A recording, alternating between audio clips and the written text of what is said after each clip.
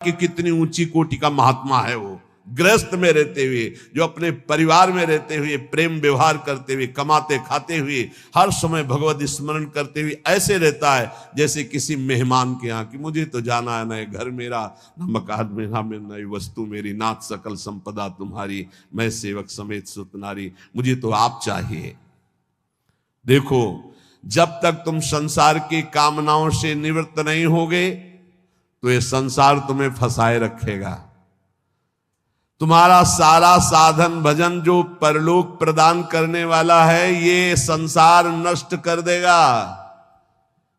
संसार की कामनाओं की जब तक निवृत्ति नहीं होती तब तक संसार फंसाए रखता है, और ये जितना साधन भजन बनता है सब खा जाता है संसार। तुम कहलाओगे भगत, लेकिन तुच्छ विषयों में अपने भजन को बेचने वाले भगत नहीं कहलाते।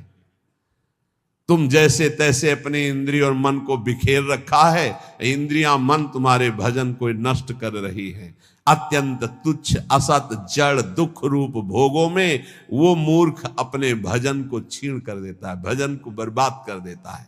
इसलिए इस संसार की लौकिक वस्तुओं को जो तुम्हें प्राप्त है भगवद अर्पित करके प्रसाद रूप भोगो, और निर्मल परमानंद की प्राप्ति के लिए कोई इच्छा मत करो, अपने भजन को बचा के रखो। ये पदार्थ आदि तो भगवान अपने आप तुम्हारी व्यवस्था करेंगे, तुम भजन से भगवान की प्राप्ति की चाह करो।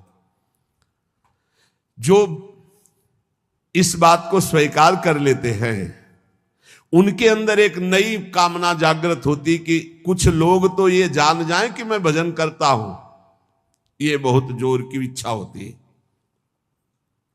हमें और कुछ भोग नहीं चाहिए, इतना तो है कि लोग ये हमारा सम्मान कह के करें कि बड़ा भजनानंदी है, बड़ा त्यागी है, बहुत अच्छा है, गृहस्थी में रहते हुए महात्मा है या विरक्ति होते हुए कितना बढ़िया महात्मा है, ये कान सुनने के लिए लालायित रहते हैं। लोग मेरी योग्यता को जाने कि मैं कितना अच्छा हूं, ऐसी इच्छा जो करता है तो इच्छा करते ही वो परम पद का अधिकार खो देता है। समझ लो, लोगों में जानकारी फैलाने की इच्छा मतलब संसार में सतबुद्धि, मतलब प्रतिष्ठा कीर्ति की चाह, मतलब भगवत प्राप्ति की योग्यता खो देना।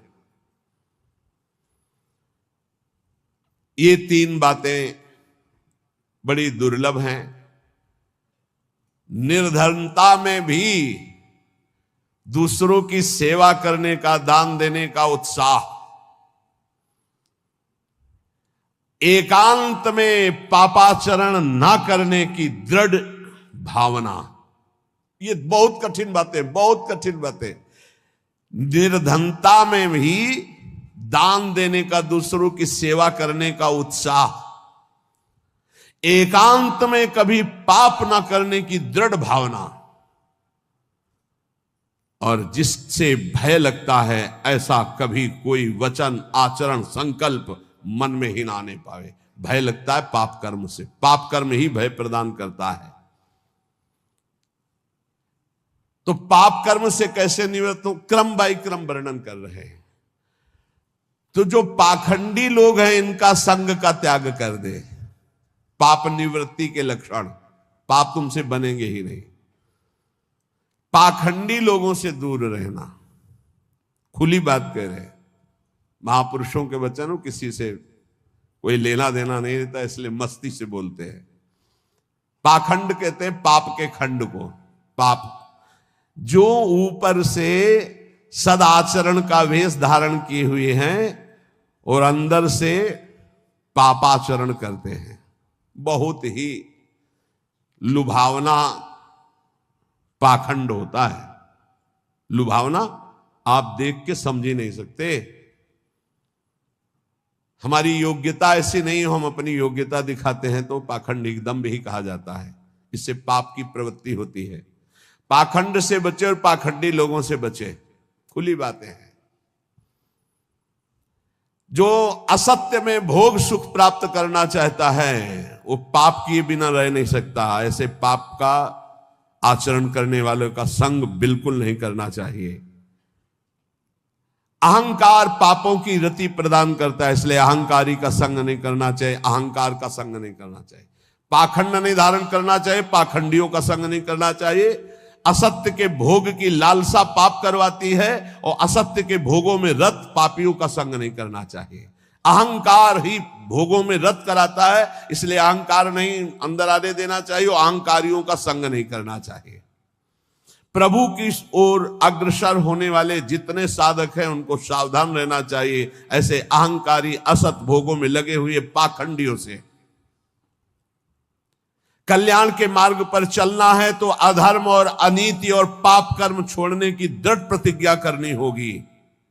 अगर हम सावधानी से नहीं संग करेंगे तो बहुत ही पाखंड का बोलबाला है, आप ऐसा ना समझ लें।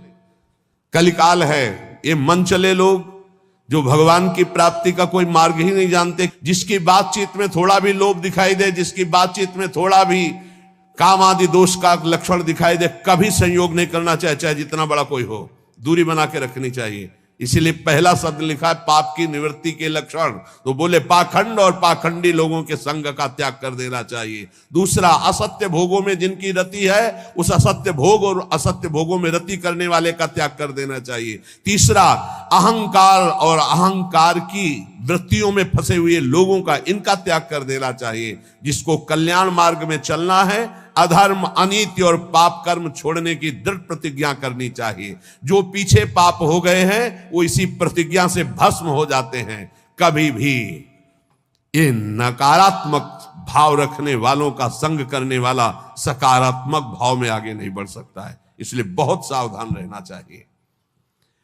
जो सांसारिक मान बढ़ाई कीर्ति परिस्थिति वस्तु रुपया आश्रम इनकी प्राप्ति की चाह रखता है वो कभी भगवान की प्राप्ति की चाह करने वाला हो ही नहीं सकता है। जो त्याग की हुई वस्तुओं का पुनः भोग करता है वो श्वान के समान होता है, वो साधु नहीं होता है। श्वान समझते, सम्मान शब्द सूचक श्वान है, नहीं उसको कुत्ता कहते हैं। बमन को कौन खाता है? कुत्ता। तो रमा बिलास राम अनुरागी तजत बमन जिम जन बड़ भागी। बमन के समान भगवान के भक्त संपूर्ण भोगों का त्याग कर देते, तो वमन के समान त्यागे हुए भोगों को पाने वाला श्वान कहा जाता है। भक्त भगवत प्रसाद पाता है और जीवन को भगवत प्रसाद में करता है। यहां खुली महापुरुषों की बातें, कोई लगा लेश नहीं है। उपास्य प्रभु का स्मरण सेवन करना, प्रभु की प्राप्ति के लिए सारे स्वार्थों का त्याग कर देना, अंतःकरण को भगवदाकार बनाना। कोई भी जीवन में ऐसा आचरण ना हो जो संतों ने ना किया, वो कभी आचरण नहीं होना चाहिए जो संतों ने कभी नहीं किया। ये ध्यान रखना चाहिए। वेश धारण करके हमसे अगर कोई गलती है हमें उसे त्याग देना चाहिए, हमें सुधारना चाहिए। आहार निद्रा इन पर विशेष शासन करता है, चाहे गृहस्थी का साधक हो चाहे विरक्ति का। आहार निद्रा इन पर शासन करे। वैराग्य का एक भी लक्षण कम ना होने पावे। अगर एक भी छेद हो जाए तो जैसे घड़ा भर नहीं पाता, ऐसे अंतःकरण पूर्ण दृढ़ भगवत मार्ग में नहीं लग पाएगा यदि वैराग्य का एक भी लक्षण कम हुआ। जो बात तुम्हारी गुप्त हो उसे कभी मत बोलो। अय वैरागी, अय भगवत मार्ग के पथिक, जो बात तुम्हारी गुप्त हो कभी मत बोलो। भागवतिक, व्यवहारिक, लौकिक, पारमार्थिक। क्यों? लोग उपहास करेंगे, तुम्हारी बात की गहराई को नहीं समझ पाएंगे। अगर आपसे कोई गलती भी हो गई है तो महापुरुषों से बोलो, संसारियों से नहीं। हमें लगता है बोलने की जरूरत नहीं, वो खुद जान जाएंगे, वो कृपालु हैं, वो हमें संभाल लेंगे। संदेह वाली वस्तु, संदेह वाले व्यक्ति, संदेह वाला आचरण कभी मत करो। जिस व्यक्ति पर संदेह हो कभी मत मिलो। जिस वस्तु में संदेह हो कभी मत खाओ। जिस आचरण पर संदेह हो प्रमाणित ना हो कभी मत करो। बहुत ध्यान से सुनना है, बहुत जरूरी है। हम आपके लिए भोग बना करके लाए हैं और आपकी दृष्टि में तत्काल अंदर आया, नहीं पाना चाहिए, बिल्कुल नहीं पाना, चाहे अमृत हो, हटाओ उसको, बिल्कुल नहीं पाना। ये भागवतिक संकेत होते हैं। जिस व्यक्ति के मिलने में संदेह लगे, ये हमें कम समझ में आया, कभी नहीं मिलना चाहिए। जिस वस्तु में संदेह हो जाए कभी नहीं पाना चाहिए। जिस क्रिया में संदेह हो जाए कभी नहीं करना चाहिए। भगवत मार्ग के पथि को जो बात अपनी गुप्त हो उसे कभी प्रकाशित नहीं करना चाहिए। भविष्य की चिंता भक्त नहीं करता। अगर भविष्य की चिंता कल क्या होगा तो तुम शरणागति में कलंक हो। लाभ और हानि ये हमारे सामने कोई मान्यता नहीं रखते। इसमें हम प्रभु के विधान को देखकर प्रसन्न होते हैं। दूसरे की चर्चा कभी मत छेड़ो, दूसरे की बात मत करो। हर समय प्रसन्न रहो, ध्यानस्थ रहो। रजोगुणी तमोगुणी भोजन चाहे जितना सुंदर दिखाई दे कभी मत पाओ। रजोगुणी तमोगुणी लोग चाहे जितना सुंदर व्यवहार करे कभी सहवास मत करो, इनका दूर रहो। ये महापुरुषों के वचन है। यदि तुम्हारे पास कोई भोग सामग्री संग्रह हो गई है तो वो तुम्हारे धर्म के सेवन के लिए, दूसरों के हित के लिए, तुम्हारे भोग के लिए नहीं है। ये ओछी प्रवृत्तियों वाले पर संदेह वृत्ति रखो। गलत आचरण करने वाले, ओछा बात बोलने वाले, इन पर कभी प्रियता नहीं रखनी चाहिए। बहुत बड़ी हानि होती है, पक्का समझ लें, बहुत बड़ी हानि होती है। यह हर उपासक को सावधान रहना चाहिए, चाहे स्त्री शरीर हो चाहे पुरुष शरीर हो। जहां कहीं ओछी प्रवृत्ति, देखो एक दृष्टि में पता चल जाता है कि यह सामने वाला कैसे देख रहा है, कैसी हरकत है, कैसा, एक दृष्टि में। भगवान ने इतना ज्ञान तो सबको दिया है कि 1 मिनट में, एक दृष्टि में फाइनल हो जाएगा कि आदमी संग करने लायक है या नहीं लायक है। या ये चाहे कोई भी हो, कोई भी हो, एक दृष्टि में पता चल जाता है। ओछी प्रवृत्ति पर अंकुश रखो, ना किसी का संग और ना अपने अंदर ओछी प्रवृत्ति। प्रभु प्रेम प्राप्ति के लिए गले पड़ना होता है महापुरुषों के। गले लगना नहीं, गले पड़ना होता है। गले पड़ना और गले लगना में अंतर है। गले पड़ने का मतलब होता है आपके सिवा हमारे पास कोई साधन नहीं है, अब आप ही हमारे प्रेम प्राप्ति के साधन भी हो और साध्य भी हो। ऐसे गुरुजन महापुरुषों का आश्रय लिया जाता है। प्रभु प्रेम प्राप्ति के लिए महापुरुषों के पीछे पड़ जाओ, गले पड़ जाओ। वो देख ले कि अभी है हमारे पिंड छोड़ने वाला नहीं, दुत्कारे फटकारे तो भी नहीं, तो निश्चित भगवत प्रेम प्राप्त हो जाता है, क्योंकि भगवान उनके हृदय में जागृत हो चुके हैं। ना तुम्हारे अंदर घबराहट होनी चाहिए, ना कोई उतावलापन होना चाहिए। धैर्य, सात्विकता का अनुसरण करने वाला, भगवत दर्शन की अभिलाषा रखने वाला बड़ा गंभीर स्वभाव का होता है, बड़ा धैर्यवान होता है। जल्दी उसके धैर्य को कोई तोड़ नहीं सकता। ऐसे ही साधक को परम सिद्धावस्था की प्राप्ति होती है। जब तुम्हारे कहीं कोई पाप कर्म करने का अवसर आवे तो शर्मा जाओ, लज्जा कर लो, धिक्कार है अपने को, हटो वहां से। जब कोई गलत बोलने का अवसर आवे तो मौन, दांती पीस लो। ऐसे गलत बोलने का अवसर आवे दांती पीस लो। जबान है ही नहीं हमारे, बोलते रहते, दांत कस के दबाए रहना, बोलना नहीं। अगर बोला तो गड़बड़ हो जाएगा।